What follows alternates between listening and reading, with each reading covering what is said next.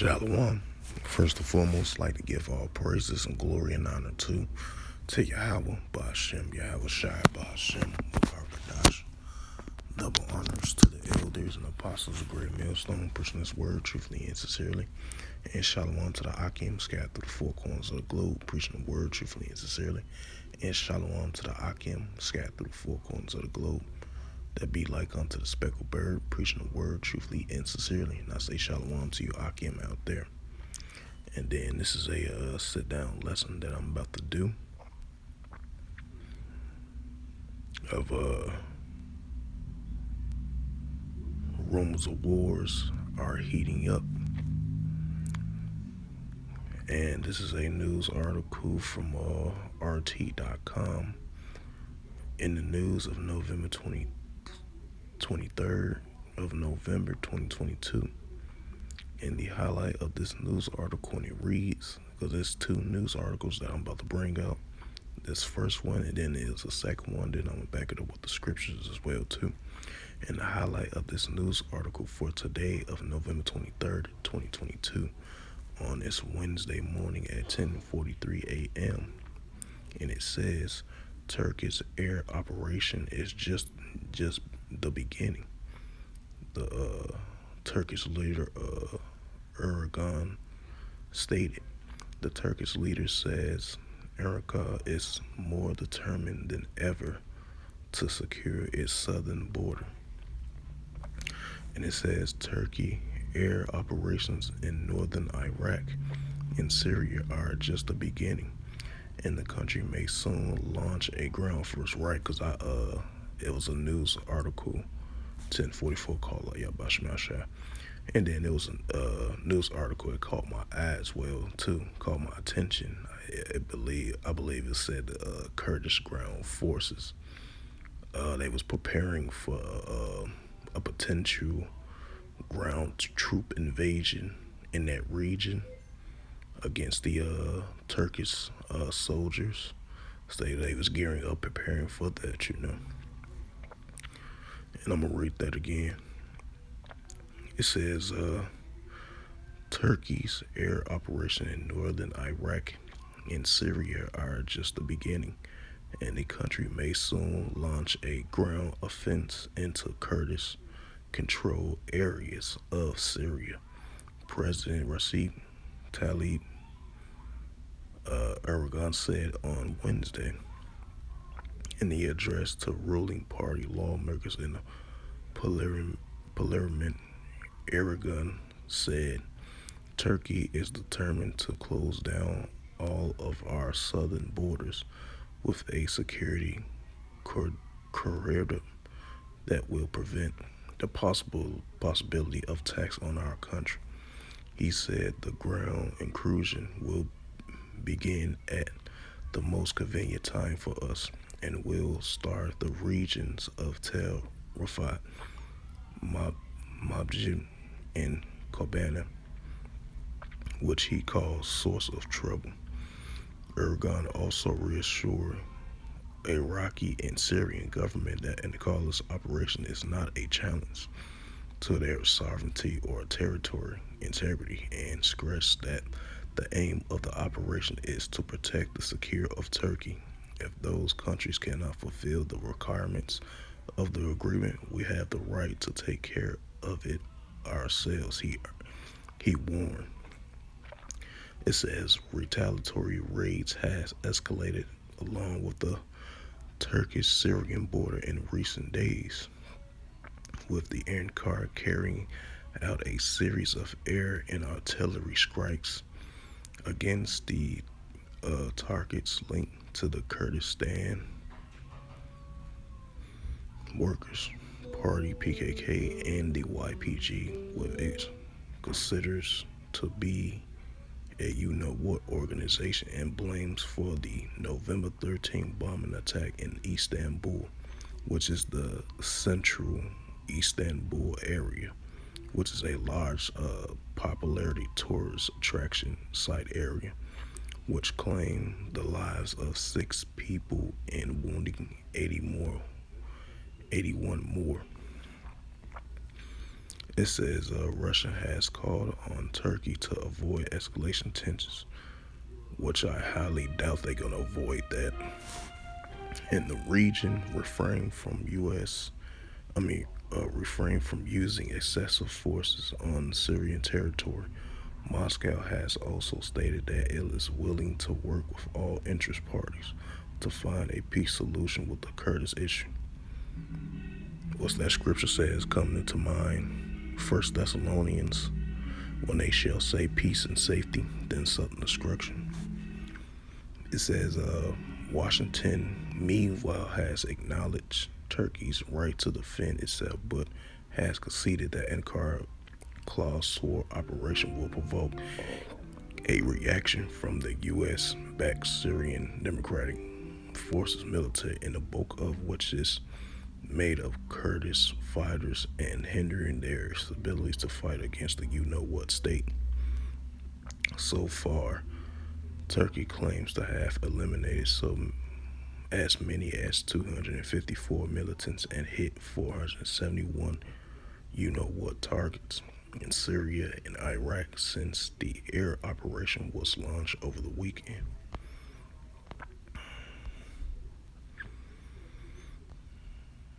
And this is another rumor of war heating up right here too.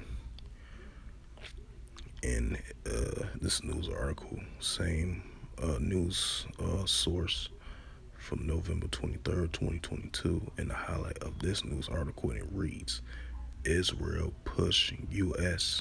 on military action against arch rival. Because you already know that Israel and Iran cannot get along with one another. They look at each other as arch nemesis and arch rivals. And it says the country's military chief has warned Washington that Iran could soon obtain a nuclear weapon.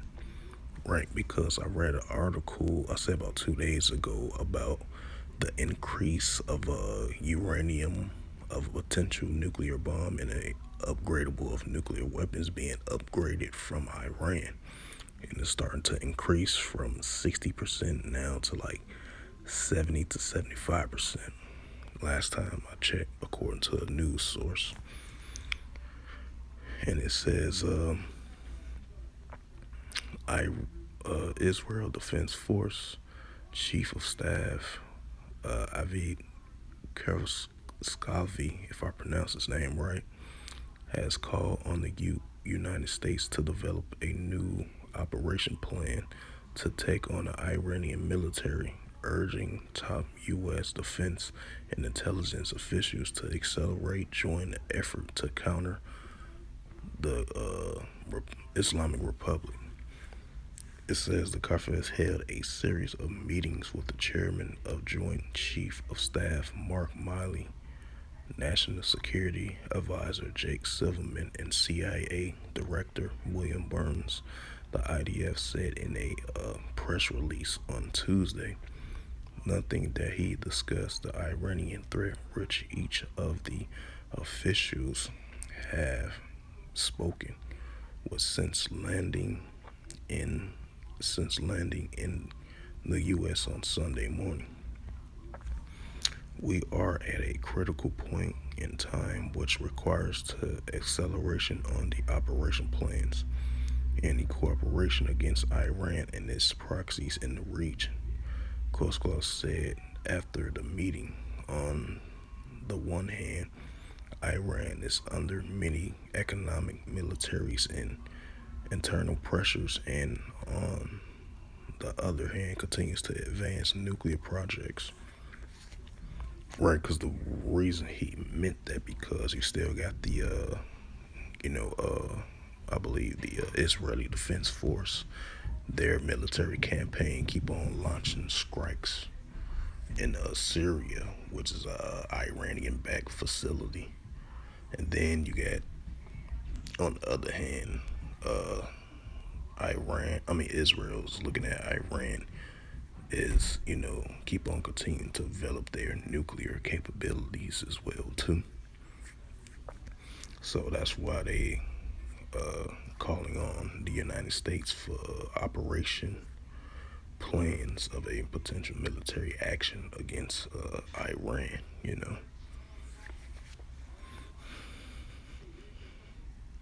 It says Iran is under pressure in many economic, military, and internal pressures, and right, because the country's using economic sanctions on them. And the other hand, continues to advance their nuclear projects. During his sit down with General Mali, the two officials allegedly discussed strengthening cooperations between the U.S. and Israeli armies against the threat in the region. Chief among them, the Iranian nuclear threat, according to the IDF. According to the U.S. readout of Khalifi's meeting with Silverman, sides emphasize their shared determined to address security challenges, while the White House reaffirmed its commitment to assure that Iran never acquires nuclear weapons. Israel officials have claimed for decades that Iran is on the cusp of developing its own atomic bomb, along with the upgradable missiles as well too. Although the Islamic Republic has consistently denied any plans to build nuclear weapons, the supreme leader Ali issued of the fatwa, religious decrees against all weapons of mass destruction, and back in 2003. It says Iran has passed nuclear inspections by the UN Security Watchdog under a major deal signed with the world powers back in 2015. However, Washington unilaterally withdrew from the nuclear deal under former President Donald Trump. Tehran has steadily scaled back its accomplice, boosting its enrichment of uranium and building a new advanced Syracuse while demanding to end the U.S. sanction Iran, which the United States is not gonna stop those sanctions, because they believe, because Israel and the United States, as long as they keep on continuing to believe that Iran is a threat, as they keep on creating nuclear capability, they're not going to stop those economic sanctions until Iran stop their nuclear development of an atomic bomb, and then nuclear weapons upgradable as well too. So they're not going to stop those sanctions. It says Iran has nevertheless insisted that such steps did not indicate it is seeking a nuclear weapon, despite continual allegations from the United States and Israel.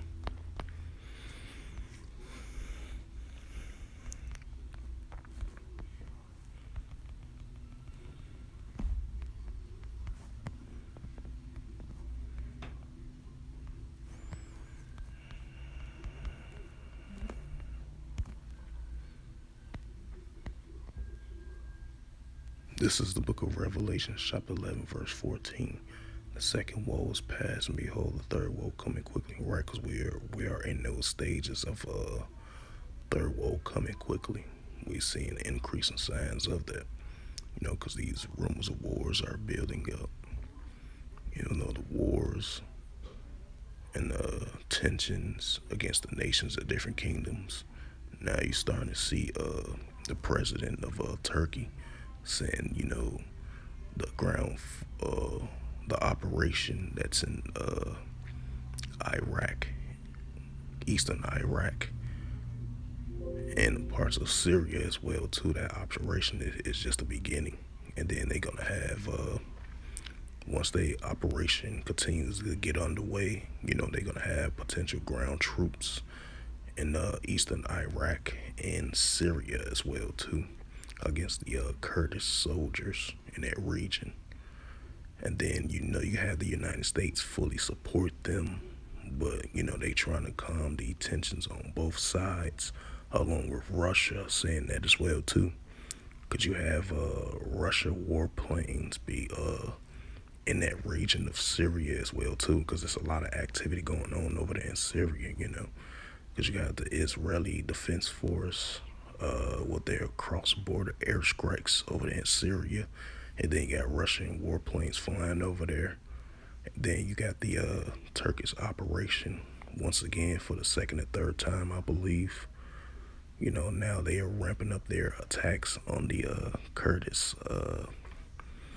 Kurdistan soldiers that supports the YPG or the PKK organization group over there in Iraq and Syria, mostly Syria in that region over there. So, you know, it's a lot of activity going on in the Middle East, and it's heating up, you know. It's building up and it's heating up now, so more than ever, you know. And I'm ready again for edification's sake for this lesson. Revelations 11:14. The second woe is past, and behold, the third woe coming quickly. And I seen the news article, it was recent breaking news, I believe, over there in that region, the Russia-Ukraine situation. It was a new barrage of air missiles hitting over there in Ukraine. I don't know if it was from the Ukrainians did it or the Russians. So that tension over there is increasing as well too. So we're definitely, you know. Hey, John, we spring. Come on at 11. Oh, come on at 11. Oh, okay. So yeah, you're seeing those tensions are definitely building up between the different nations and kingdoms as well too. You know. And this is the book of Matthew 24. This is the book of Matthew, chapter 24, verse 6. And when ye should hear of wars and rumors of wars, see that ye be not troubled, for all these things must come to pass, but the end is not yet. Hold on just a second, bear with me.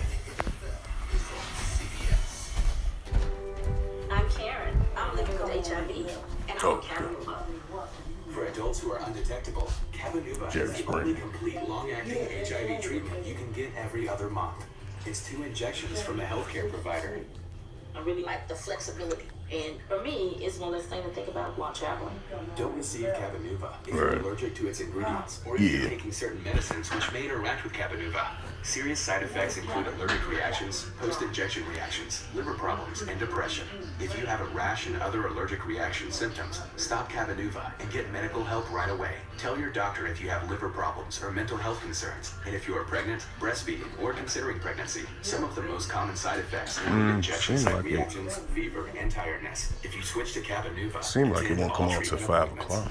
Seemed like it won't come on to 5 o'clock. Ask your doctor about every other month Cabenuva. With every other month Cabenuva. No, 5. Yeah. This is it. Doors open 9 a.m. at the Room Place for our... Yep, to 5 o'clock. You're watching The U. Good day, everyone. I was born and raised in Detroit. Growing up there, I saw people like me. Yeah, I don't see it till like 5 o'clock. What I found there was a passion that I didn't know existed. This is the problem. You said turn back to it. You said turn back to what again? You said To my story. Oh. I think you need to begin to accept Yeah, it's 5 o'clock. Yeah. For city leaders who made history, we are live at the ceremony recognizing Mayor Harold Washington. Okay. Good morning and thank you for being with us. I'm Marisa Baker. And I'm Jim Williams, and thanks for joining us on television and our digital streaming network, CBS News Chicago. Holiday travel is back up to pre-pandemic levels. That is the word this morning from AAA, which says millions of people from both Illinois and Indiana will travel starting today, and that's both on the road and in the air. Let's get to CBS News' Marissa Perlman. She's live at a gas station in Des Plaines, checking on busy travelers. Marissa? Hey, Jim and Marie, happy Thanksgiving Eve. So get this, the majority of travelers, almost 90%, will be taking a car to head to their Thanksgiving destination this year. But we are at this gas station, which is not far from O'Hare. So we've been able to check in throughout the morning with both people who plan to drive and people who plan to fly. Now, the consensus this year is that almost every person we spoke with says they're willing to spend more money this year to get to their families after years of not being able to spend Thanksgiving together. Now, according to AAA, more than 4 million people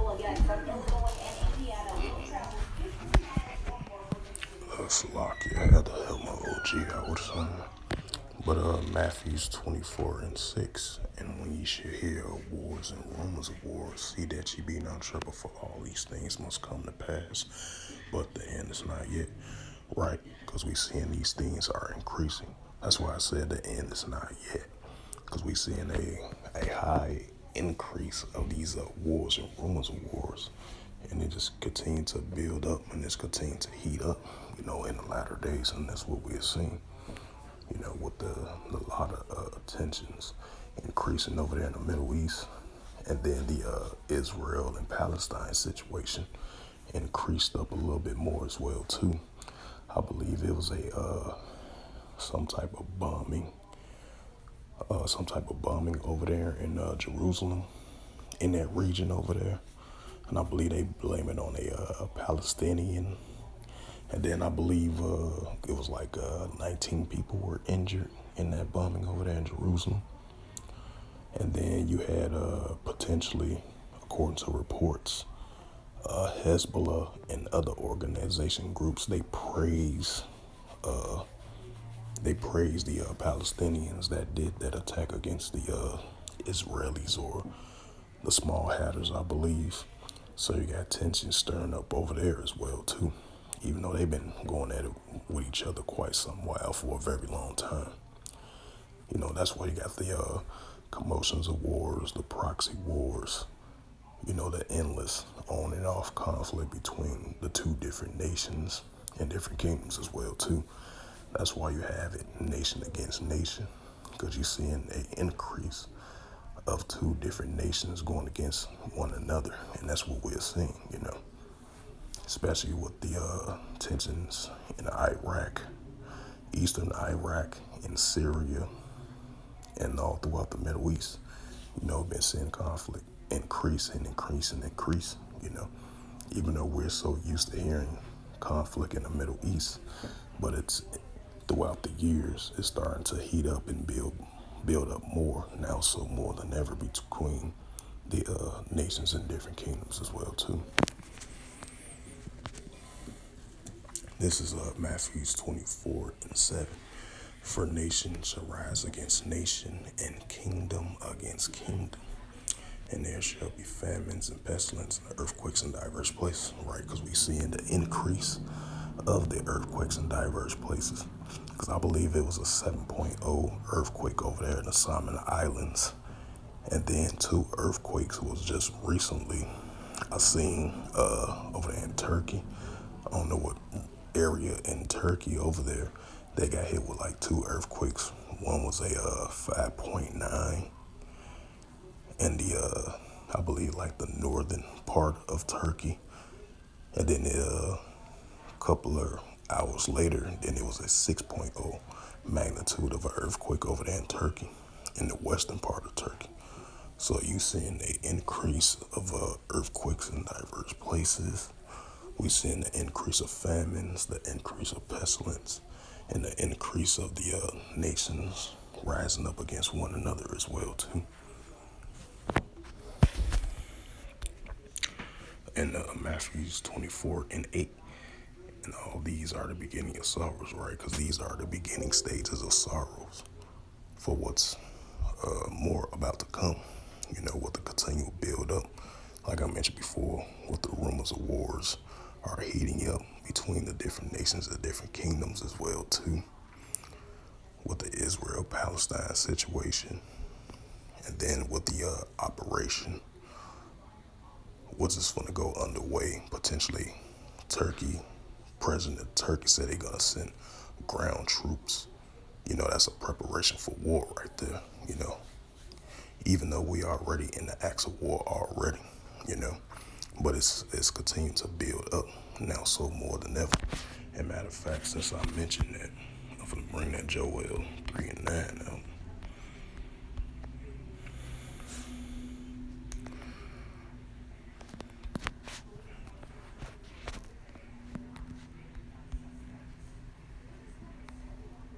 And this is the book of Joel, chapter 3, verse 9. Proclaim ye this amongst the Gentiles, which is the other nations. Prepare war, wake up the mighty man, let all the men of war draw up, and let them come right? Because that's what we are seeing. These nations gearing up preparation for war. That's why throughout the whole year of 2021, all the way into 2022, so far you've been seeing a high influx of increases of these nations doing military exercise drills, simulation style attacks on their adversaries, on their enemies, along with their allies clicking up together against their enemies of a potential attack against their adversaries. That's why you've been seeing military, naval exercise drills. You've been seeing nations purchasing weapons, military gears and stuff like that. Nations building and upgrading their military arsenal, which is North Korea doing. Russia, China, and many other countries as well too. And that goes into Joel 3:10 that the weak say I am strong. And Kim Jong-un said that direct message to the United States saying they got nuclear weapons can possibly hit the territory of the United States. Because that island of Guam, which is majority Asians living in that island of Guam, they got missiles that can launch close to the U.S. territory of Guam and many other territories that's affiliated with the United States. And then they got missiles that can hit the eastern shore of Japan and South Korea as well too. So that's the weak say I'm strong. These nations are starting to show their military capability. For instance, like Iran and North Korea as well too, definitely, and China and Russia and many other countries right along with it as well too. So that's where you're starting to see a build-up of the nations where the scriptures had said in Joel 3:10, as I just brought it out. I'm going to read it. Beat your plowshares and the swords and the plenty hooks, and let the weak say I am strong, right?